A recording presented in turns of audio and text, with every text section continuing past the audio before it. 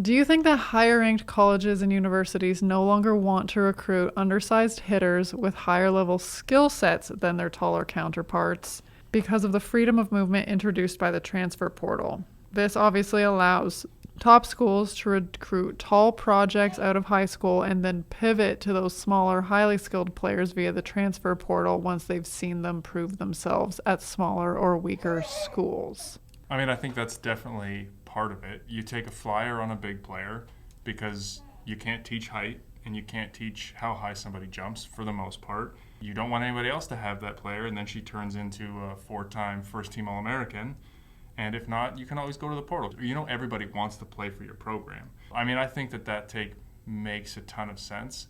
I don't love that mentality, but I mean, if I was in a coach's shoes and I saw a girl who was 6'4" and touched 10'8", I'd be like, yeah, let's see what you can do. I believe that I can develop you.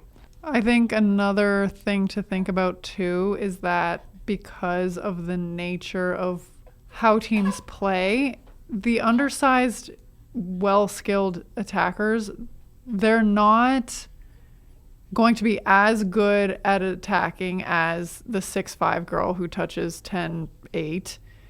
And they're not going to be as good at ball control, like service, even defense, as the 5'2" libero DS.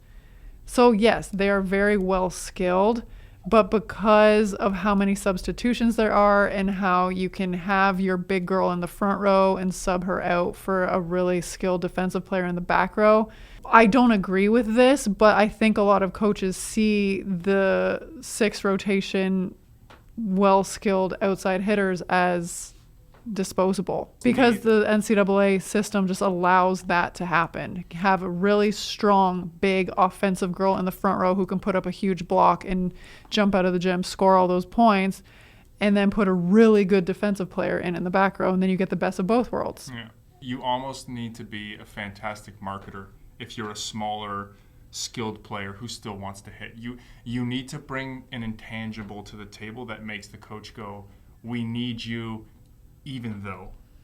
Yeah. And I think that's hard to do. But those type of players are well suited to the international game because you can't hide behind 15 substitutions. Yeah. So those players could have great international careers or professional careers, but with the way the system is designed, might not get a chance in the NCAA, which I, again, will reiterate, I do not agree with it, but it's how the system is created.